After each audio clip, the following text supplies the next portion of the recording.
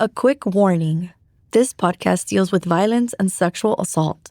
Listener discretion is advised.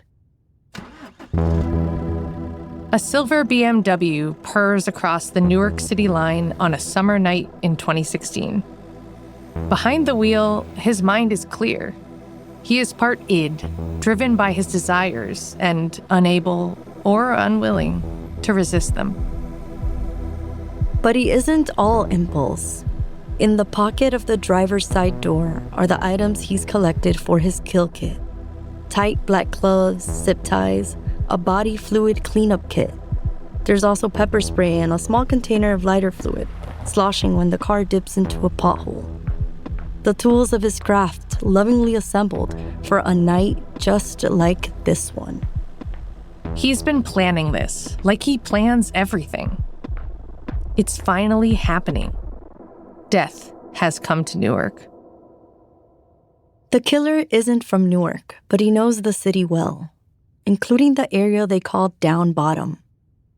Graffitied warehouses and impoverished people carrying their lives in bags. Women in need of a fix, a meal, who find themselves in this forgotten place. He imagines picking a girl like this, a girl who is unlikely to raise alarm bells if she doesn't come home. How hard would anyone look for a girl like that, he thinks.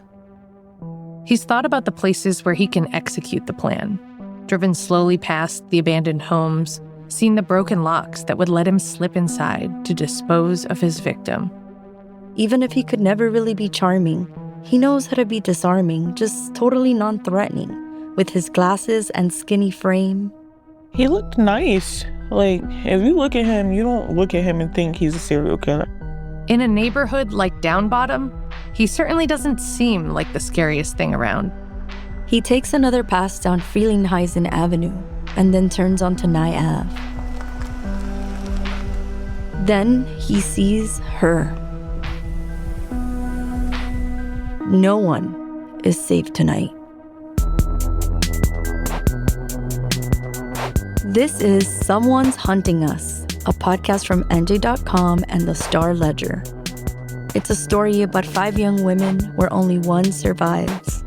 A story about love, pain, indifference, and depravity, where women are both the victims and the heroes. It's 2016, and there's a serial killer prowling the streets of Newark. One girl disappears, then another, and another. But there was no widespread panic, no scary headlines. People go missing all the time in a city like Newark. Police didn't realize this polite, pleasant young man was systematically murdering young Black women.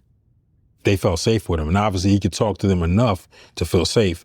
He looks like a little boy, but I think he's a predator. Just no doubt about it. He would commit a heinous crime and he would go on about his day as if nothing had happened. Especially the immature, inexperienced killers will feel that rush and then want it as fast as they can. This was the type of stuff that we used to read about. I never thought like it would happen to one of us. I'm Rebecca Everett. I'm an investigative crime reporter and a podcaster. And I'm Daisy Calavia Robertson, a columnist at NJ.com reporting on diverse communities. For the last year, we've been digging into this case. And as a woman of color, this story hits so close to my heart. It's a story all tied up in race, poverty, a tough city, and the way the system and even society dismiss missing girls who don't look like Gabby Petito or Natalie Holloway with their pale skin and blue eyes.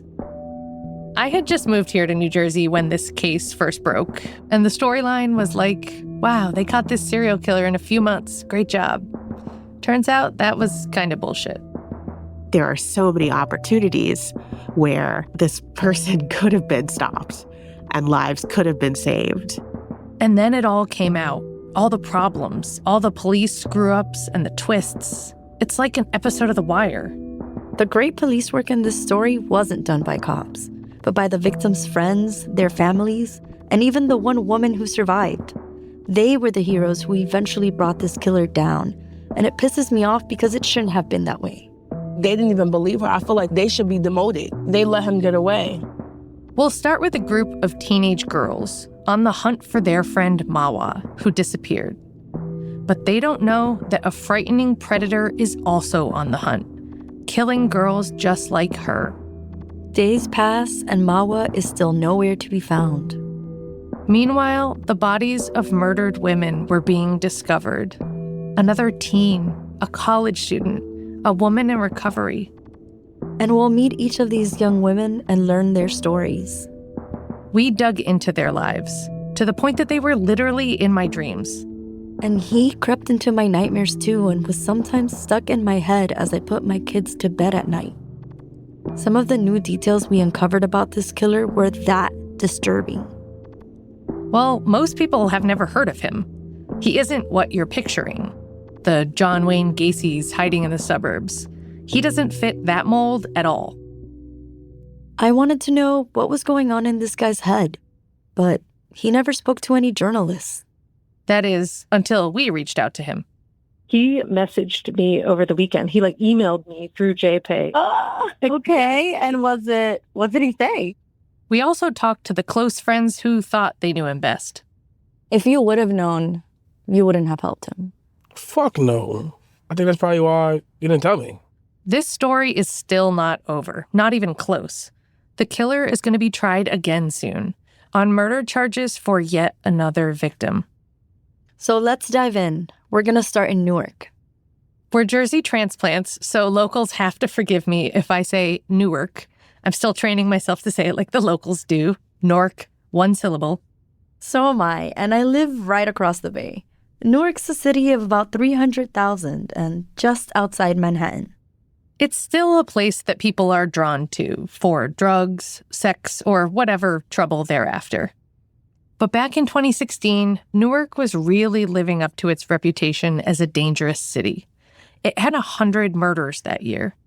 The police were understaffed, and the feds were stepping in because of racial profiling and brutality. It was a tough year for a city that has seen a lot of tough years. But for Janisha Jackson and her friends, it was just home. And on that Tuesday in October, it was her first day back in school at Eastside High, after Columbus Day weekend. I remember it being first period. I don't know if it was social studies or global history. 16-year-old Janisha was trying to pay attention. Then suddenly, the classroom's phone rings. They want to see her in the main office.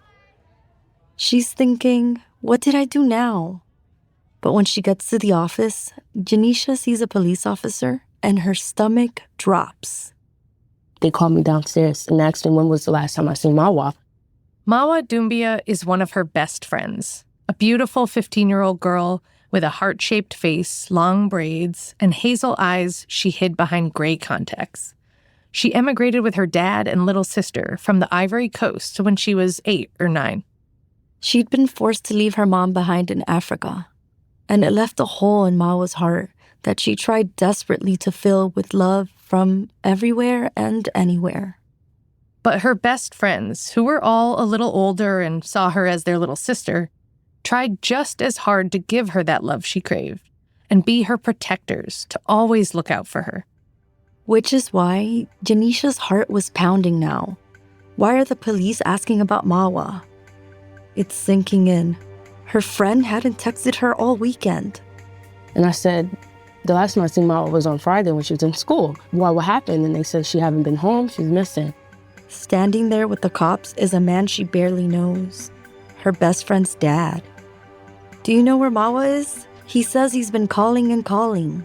There was no answer, like her phone was turned off completely.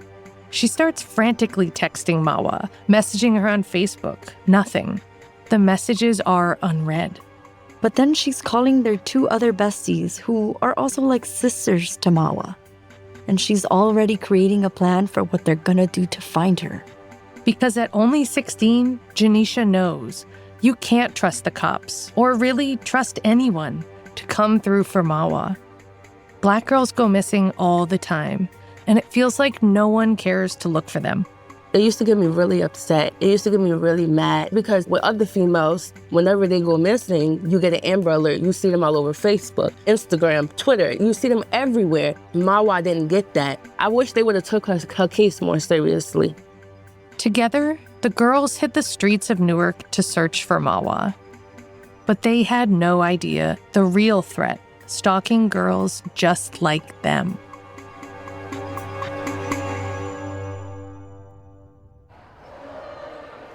One of the first things Janisha Jackson did after she found out Mawa was missing was call Deanna Edison. She's the friend who knew Mawa the longest. Deanna was in her high school across town when her phone vibrated. We were in the auditorium for something, like a pep rally or something, and she called me, and I just left school. I didn't waste no time and ask no teachers, I just left. And we met up at the police precinct around the corner on 17th Avenue. These girls were ready to tell the cops anything that could help. But to the cops, they're just a bunch of teenagers trying to get info about a missing persons case that's just hours old. They were, is she a runaway? Is she this? Is she that? Well, where's her parents? They were more focused on talking to an adult than us. Deanna says it felt like the cops weren't listening or taking Mawa's disappearance seriously. If I was them, I'd be freaking out. But these girls, it was like they already knew what they had to do. They searched and snooped. They tracked down sketchy characters Mawa knew and pushed them for info. As we'll hear, they were more than ready to put themselves in very scary situations. And when the police did finally get a lead that they could act on, yep, these girls were the ones that brought it to them. Here's Janisha. I do remember us asking them to make flyers for her. And they was like, oh, yeah, we're going to do it. And we waited, and they didn't do it. So Janisha ran to the computer lab. I printed them out at school. And when the bell rung, we walked up and down Ferry Street all the way to downtown Newark. And we just put flyers up on each pole. And I remember while I was putting the posters up, I was just saying, I hope that she's found. I hope that somebody sees something or hears something. You still have that poster? Yeah, I still have it on my old Facebook. I still have it. You can see this poster on our website. It has 2 selfies of Mawa with her high cheekbones and piercing eyes. She has a stud in her full bottom lip and a tattoo of a rose on her neck. She always had a fresh weave or beautiful braids because her auntie owned a hair salon. Mawa grew up in a place called Abidjan, one of the biggest cities in all of Africa. As kids, she and her little sister moved to the U.S. with their dad, who they hardly knew. And their mother was stuck in the Ivory Coast, waiting on a visa. My daughter's 8, and if she was stripped away from me like that, I know it'd be devastating. Yeah, Deanna remembers how Mawa described it.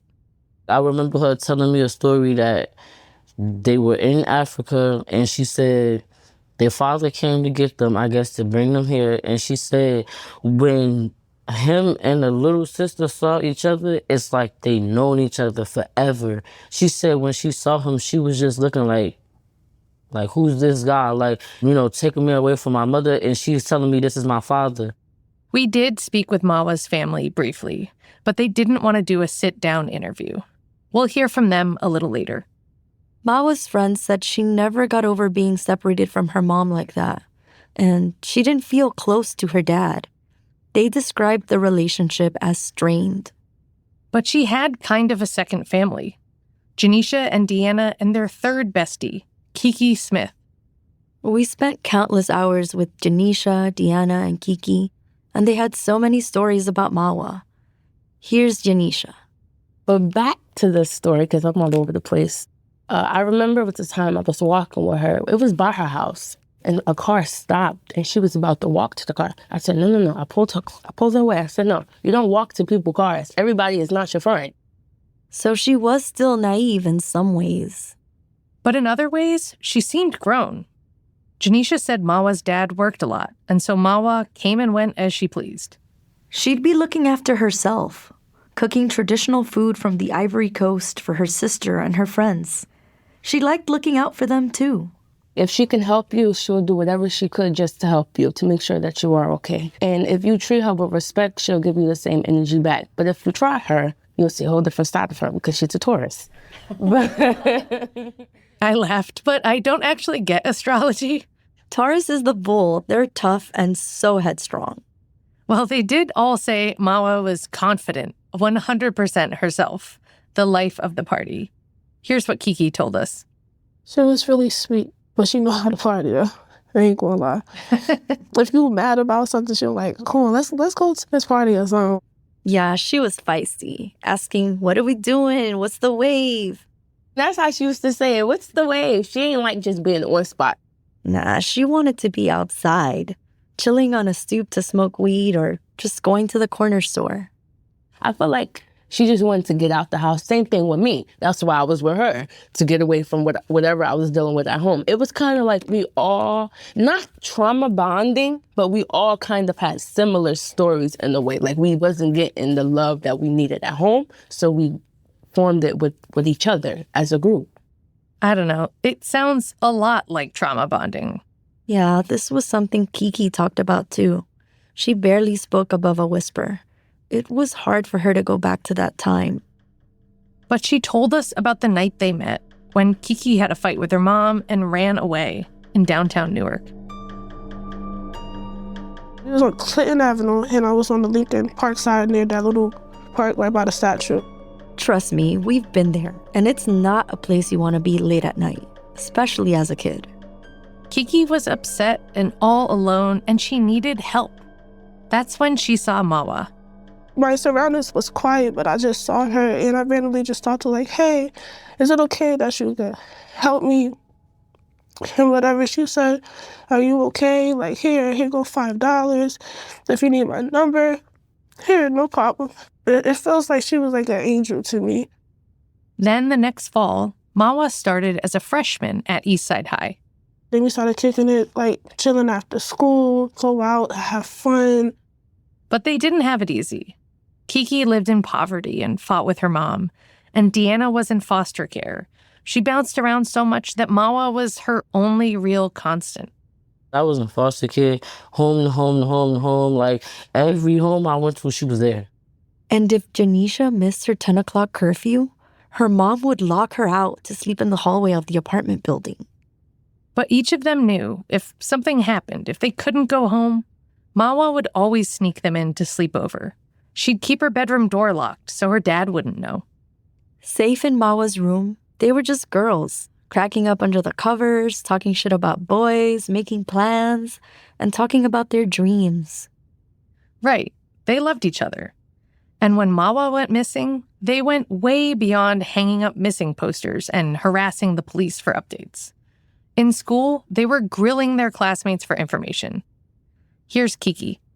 We calling people that she used to chill out with, if they seen her, if they know that she talked to somebody, where was her last whereabouts. And when the bell rang at the end of the day, they hit the streets, tracking down an old boyfriend, going to strange houses because they heard she hung out there a few times.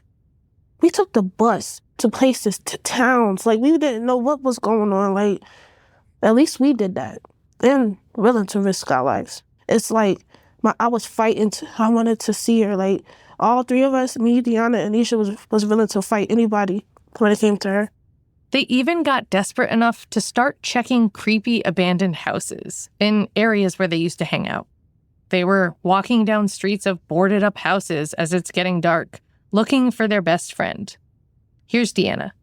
Yeah, we were going to porch. We'll even stick our head like in the door, like, hello.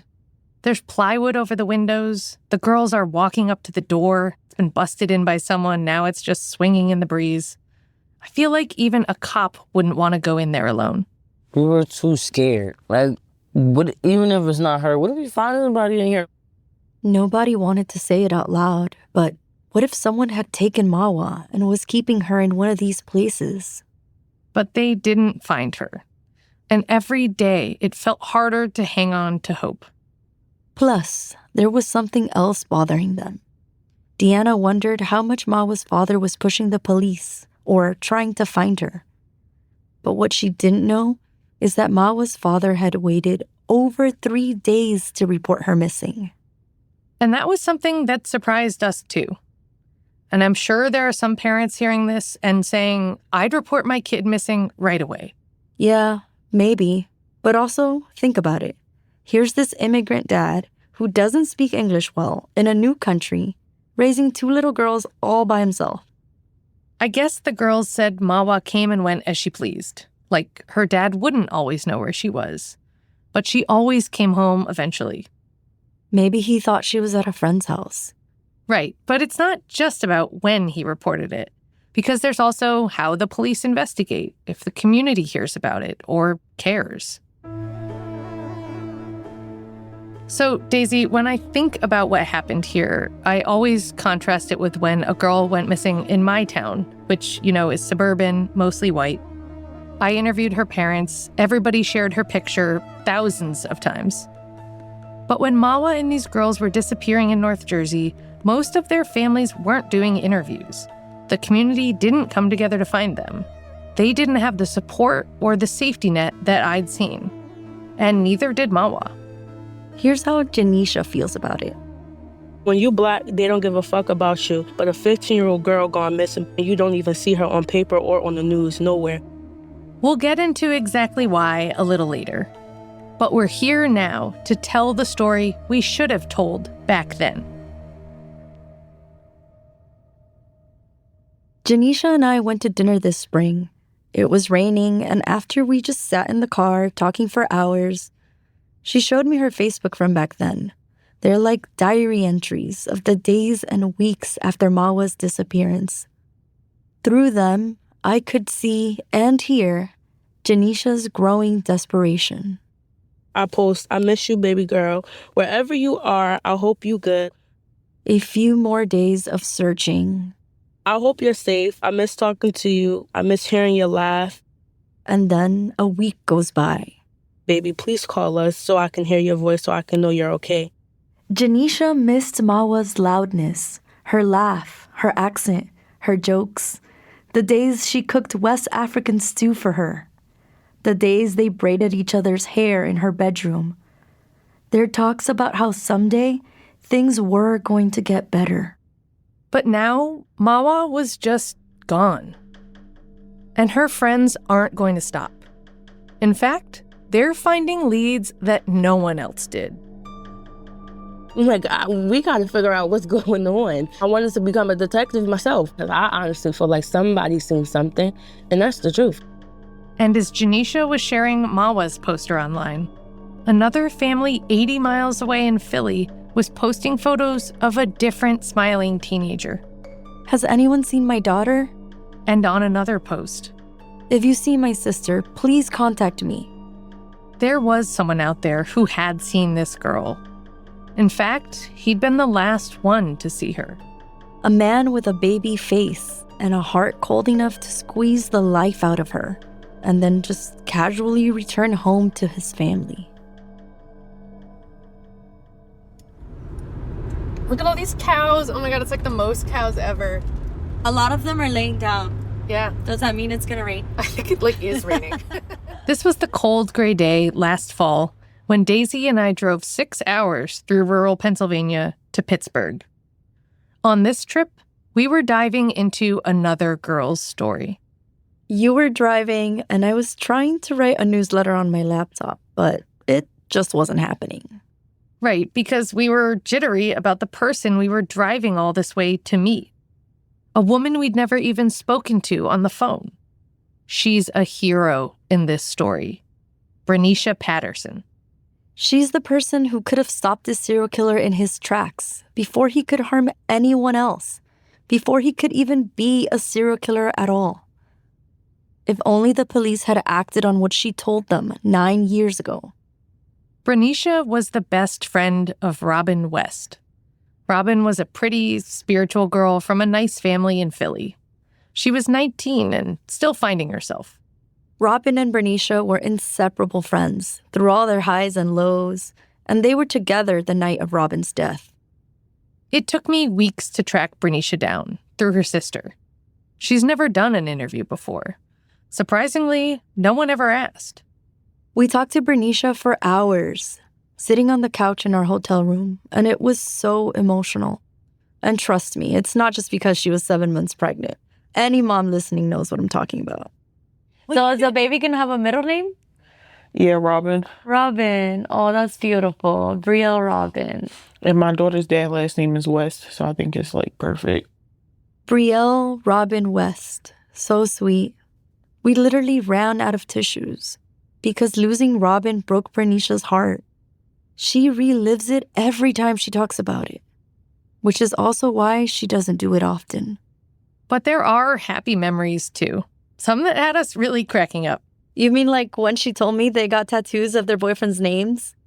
It was her idea because she wanted to get a tattoo, and I'm like, okay, I'll go with you. And like, she got it. She was screaming so loud, like in pain. I was just laughing. And then when I started to get mine, I was screaming too. So I just stood. You guys didn't think that was crazy to get a boy's name tatted on you? Yeah, like later, like I swear, like a week later, we both was like, why did we do this? Like, on the couch, Bernicia scrolled through her phone. She was looking for a photo of a fun night that she'd given Robin a little makeover. I think that was like her first time getting dressed up. Oh, here it is. We got caught in the rain that night, so both our hair got really poofy, but it looked nice before that. I had seen all these Facebook photos of them together from back when they were 19 and ran all over Philly. In her selfies, Robin always had a bright lipstick or a blue or pink wig, and I thought they looked like party girls. But the Bernicia we met up with last fall was nothing like that, not anymore. She was tall, quiet, and carried herself with this confident, serious energy. She told us Robin was fun, loving, and spiritual. She loved to sing and dance. Her parents raised her in the church, and she remained a devout Christian, even if she no longer went to services regularly. She could sing anything, really, but gospel music was her favorite thing to sing. There's a voice that cries out in the silence. Do you remember any of her favorite gospel songs? She probably heard them at her dad's church. Yeah, it was this song by Forever Jones called He Wants It All. She used to sing that all the time. He wants it all. And there's a God that walks over. I can still hear her voice when she's singing, like in my head. We wanted to talk to Robin's family. A few relatives declined, and we never heard back from her mother or father. But her mom spoke about Robin in court years later. Everywhere that she went, she was unforgettable. Anita Mason said Robin was a happy kid. She wanted to be a veterinarian because she loved animals, or in the Air Force because she loved planes. But when she was a teenager, Robin refused to follow her family's rules. She would run away from home. Eventually, she was diagnosed with bipolar disorder. She didn't want to be controlled, and her mom felt like she had to take drastic steps to keep her safe. So she sent Robin to a residential placement school. It was kind of a cross between a school, a treatment facility, and a boot camp. It actually closed a few years later when a teenager died there after being restrained. Anita said it crushed her to send her daughter there, and it was her absolute last resort. And it wasn't a short visit. Robin was stuck there for years, until she was 18. Like, she would get in her head a lot and black out. Like she would rock a lot, like back and forth. When they used to call her Rockin' Robin, because she would do it so much. But it was like a coping mechanism for her. That's where Robin and Bernicia met and became each other's lifeline in this awful place. They were about 14 or 15. Bernicia struggled with anger issues. The staff used to send Robin to her room to help calm her down because she was the only one who could. Bernicia told me when they finally got released, it felt like getting out of jail. Robin initially went back to her family, but within a month or two, she decided to go live with Bernicia and her family in Philly. Her dad was a pastor, and Robin didn't want to live that life. She kind of wanted to do her own thing. She liked girls, and her family kind of was against that. So I think that's why she left and came and stayed with me and my mom and my brothers and sisters. And my mom treated her just like she treated us. When we got on punishment, she was on punishment too. When we got in trouble, she got in trouble too. They eventually moved out, though, after Bernicia got in a fight with her mom. even though they didn't have a plan of where to go and ended up staying with a bunch of friends. Things weren't easy. They were bouncing from place to place. But they finally had some control over their lives. If they wanted to stay out all night, getting tattoos or whatever wild plan they came up with, they could. And when they were looking for jobs, they chose dancing at a strip club. Bernicia said Robin loved to dance, and it felt like a rebellious, exciting choice after years of being locked up, told when to eat and when to sleep. I don't know. Both our parents were really strict, so it was just like us trying to go out there and just experiment with things, like, I guess. It's definitely the opposite of that church life. Bernicia said they knew other girls who did it too. It didn't feel like a slippery slope to anything dangerous or scary. In court later, Robin's mom said she didn't know what her daughter was doing, but she still worried about her every day. Even if Robin didn't live at home, they were still talking regularly on FaceTime or Messenger. Eventually, she came home for a little while and spent her last Christmas with me. I have a video of that day, her acting silly and opening presents, helping me cook dinner. 2 weeks before her death, she stopped by to say hi, and I watched her cross the street to go to the store. And I had no idea of the reason why I watched her. Now I know. It was because it was the last time that I would see her alive. When I first heard this, it hit me hard. I literally cried just picturing it. Yeah, it was hard to listen to. So I guess this is where we say things are about to get dark. Because Robin and Bernicia didn't realize how fast things could go wrong. They felt like they always kept each other safe before, in reform school, on the streets. But in this world they had stepped into, the sex trade, their sisterhood just wasn't enough to protect them. Their nightmare started about a week before Robin's 20th birthday, when a guy they had met in New Jersey messaged Bernicia. He texted me one night and asked us if we wanted to call him and like make some money. And me and her sat there all day and just talked about it. And she wanted to go. She was really like eager. It was an offer to do sex work.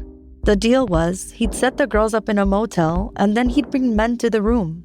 He came and got us in Philly at my grandmom's house. We were staying with my grandmom at the time. Like, were you guys sometimes doing that kind of work in Philly? I mean, we never did it like out on the street like that.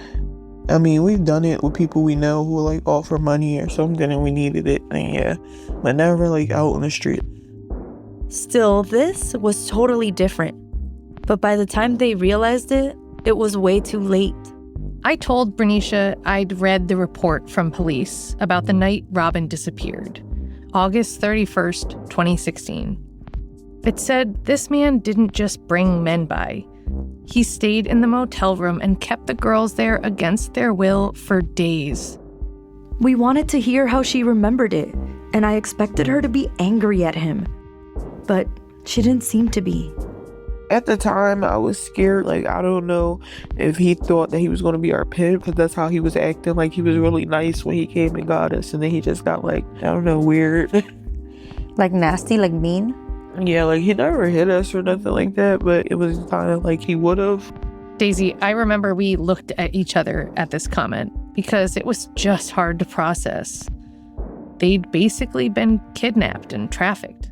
Yeah, and to make it even more infuriating, this asshole was never even charged. And he wouldn't let them leave unless they gave him gas money. That night, we wanted to go back to Philly, and he just was like, I just wasted all this gas to come and get you guys, and y'all gotta get me gas money back and all this. Robin and Bernicia just felt completely alone, trapped in New Jersey. They're in way over their heads, and the water just keeps rising fast and hard. So this jerk tells them he's gonna take them to a street in Newark so they can make money more quickly, to give him back his gas money. It was almost 11 p.m. when he drove them to Nye Ave. They'd never worked the street before, but they would just this one time, just to get out of this. Standing next to Bernicia, Robin looked much smaller. She was just 110 pounds. It had been a hot day and it was still almost 80 degrees. She was wearing a black lace tank top and black shorts, a Nike baseball cap, and black sandals. Their sandals slapped the pavement as they walked the stretch of road with abandoned buildings and warehouses. And of course, men in cars driving slowly by. A BMW pulled over. The tinted window rolled down to reveal a young, preppy-looking black man. What was your first impression of him when you saw him? He was really handsome. Did you talk to him? Was he friendly? Yeah, when he pulled up, me and her were walking together, and he just stopped. Well, I was like, which one do you want? And he pointed to Robin. She got in the car, and I told him, I said, be careful with her, I love her. That was the last thing I said to him before they pulled off. As the car pulls away, Bernice's instincts kick in. She takes out her phone and copies down the man's license plate.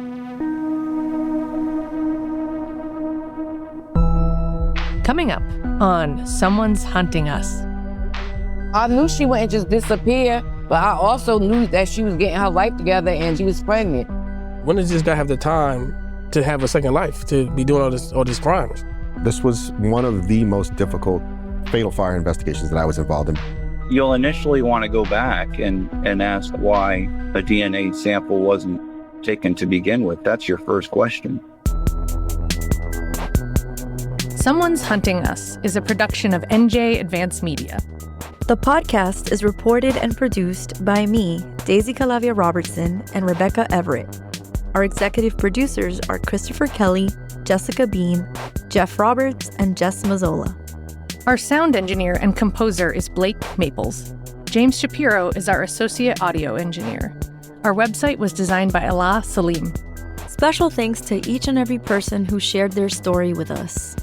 If you want to see photos, videos, timelines, and other extras from this story, check out our website, someone'shuntingus.com. You can contact us at inbox@someone'shuntingus.com.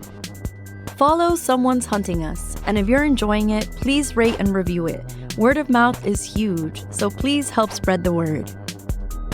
The song He Wants It All is written by Dominique Jones, and the composition is used with permission from Capital CMG Publishing. Copyright 2009, Mo Mercy BMI, and 4 Jones Publishing BMI. All rights reserved. The master recording in this episode is performed by Forever Jones. Copyright 2009 EMI Gospel. All rights reserved.